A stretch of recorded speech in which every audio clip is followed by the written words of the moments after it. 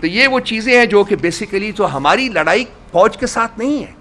ہماری لڑائی شخص واحد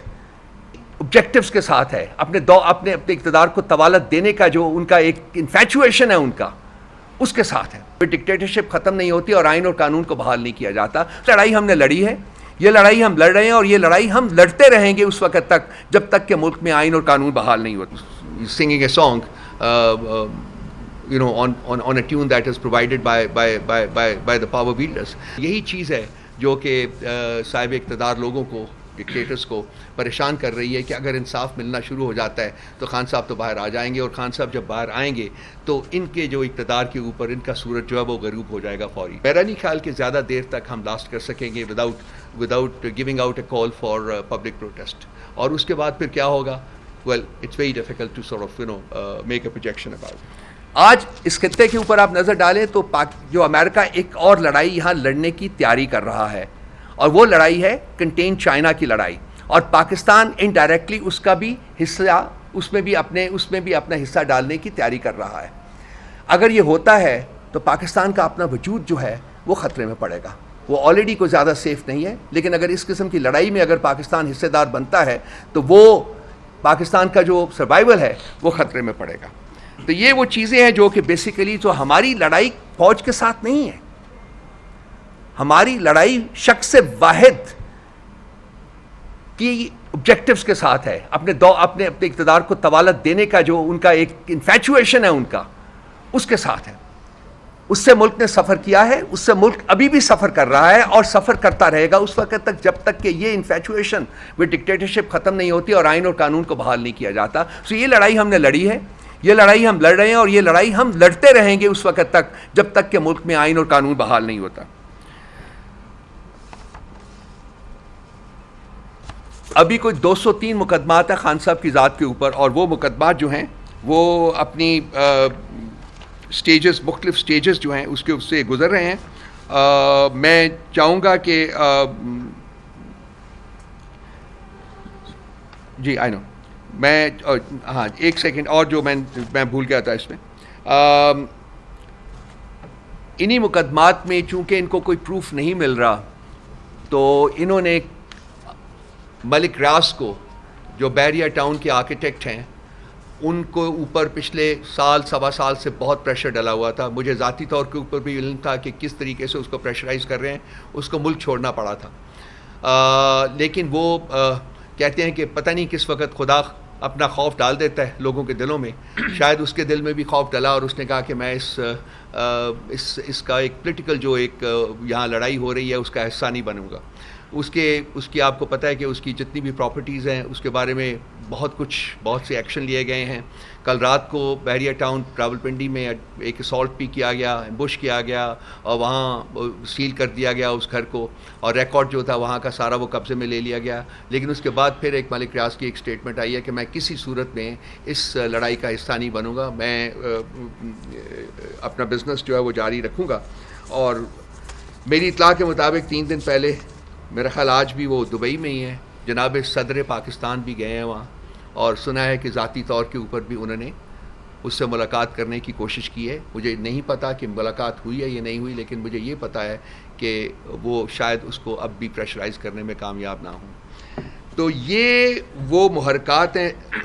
دوستو جو میں نے آپ کے سامنے بیان کیے ہیں کہ فالس، فریولس اینڈ فراڈولنٹ کیسز رجسٹر کیے خان صاحب کے خلاف۔ وہ چھوٹی عدالتوں سے بزور شمشیر انہوں نے فیصلے لے لیے، لیکن جب بڑی عدالتوں میں پہنچے تو وہ سسٹین نہیں کر سکے، سب ایک ایک کر کے کریش کر رہے ہیں۔ اور اب یہ اور فیک قسم کی شہادتیں ملک ریاض کی ہوں یا کچھ اور لوگوں کی ہو، اور جیسے یہ خاور مانیکا جیسے گرے ہوئے گھٹیا لوگ جو ہیں ان کی شہادت ہو، اس کو 4-3 مہینے انہوں نے پکڑ کے رکھا ہے۔ آپ بھی جانتے ہیں، میں بھی جانتا ہوں کہ ان 3 مہینوں میں اس کے ساتھ کیا سلوک رکھا گیا ہوگا، اور آج وہ کینری کی طرح وہاں باہر نکلا ہوا، وہ ایک singing a song on a tune that is provided by the power wielders۔ تو یہ مقدمے تو سسٹین نہیں کر سکتے ہیں، لیکن پرابلم یہ ہے، جو سوال ہے سب سے بڑا کہ جی اگر انصاف کے تقاضے پورے نہیں ہوتے،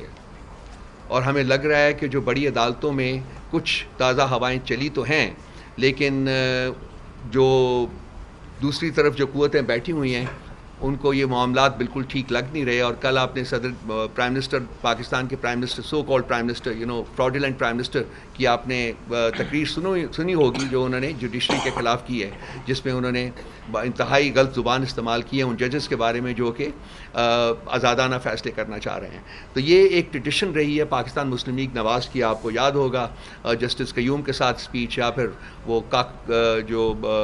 رفیق تارڑ صاحب کو جو بریف کیس دے کے بھیجا گیا تھا بلوچستان کی ہائی کورٹ خریدنے کے لیے, انہوں نے خرید دی. پھر اس کے بعد جو سپریم کورٹ کے اوپر اٹیک ہوا, یہ سب کچھ ان کا خاصا رہا ہے. اور آج بھی یہ جسٹس کو خریدنا چاہتے ہیں, کہتے ہیں یہ لوگ ججز خریدتے ہیں. تو کوشش کر رہے ہیں, لیکن ایک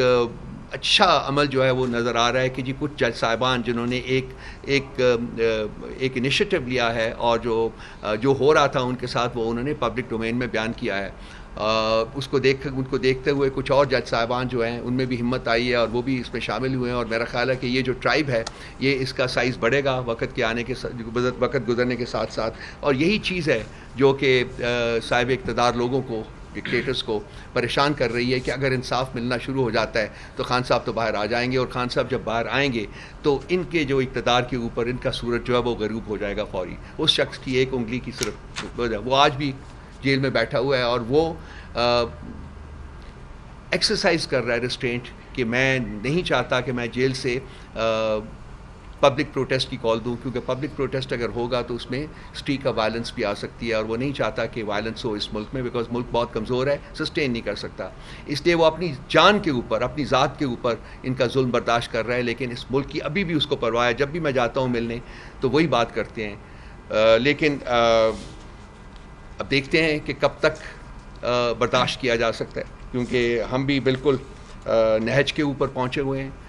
ہماری جو سپورٹ بیس ہے وہ ہمارے اوپر پریشرائز کر رہی ہے, ہمیں پریشرائز کر رہی ہے, اور ہمیں گالیاں دے رہی ہے کہ جی آپ کیوں نہیں پروٹیسٹ کال کنوین کرتے. اگر آپ لوگ, آئی ایم شیور آپ سوشل میڈیا کے اوپر جا کے دیکھتے ہوں گے, آپ خود ان کی زبان دیکھ سکتے ہیں کس قسم کا پریشر ہمارے اوپر پڑ رہا ہے. سو میرا نہیں خیال کہ زیادہ دیر تک ہم لاسٹ کر سکیں گے without giving out a call for public protest. اور اس کے بعد پھر کیا ہوگا, well, it's very difficult to sort of make a projection about it. So I hope کہ اس سے پہلے صاحب اقتدار لوگوں کو عقل آ جاتی ہے, ان کو اپنی رسپانسبلٹی کا احساس ہوتا ہے, اور وہ ملک میں آئین اور قانون کو آنے دیں. جو بھی اس کا راستہ ہے اس کو وہ اس کے راستے وہ آئین اور قانون ایکسرسائز ہونے دیں, تاکہ ملک میں انصاف ہو, اور وہ تمام لوگ جو کہ غیر منصفانہ, غیر آئینی اور بھونڈے قسم کے مقدمات میں انہوں نے زبردستی جیلوں میں رکھا ہوا ہے, وہ آزاد ہو سکیں, اور ملک کا جو معاملات ہیں وہ آگے بڑھ سکیں.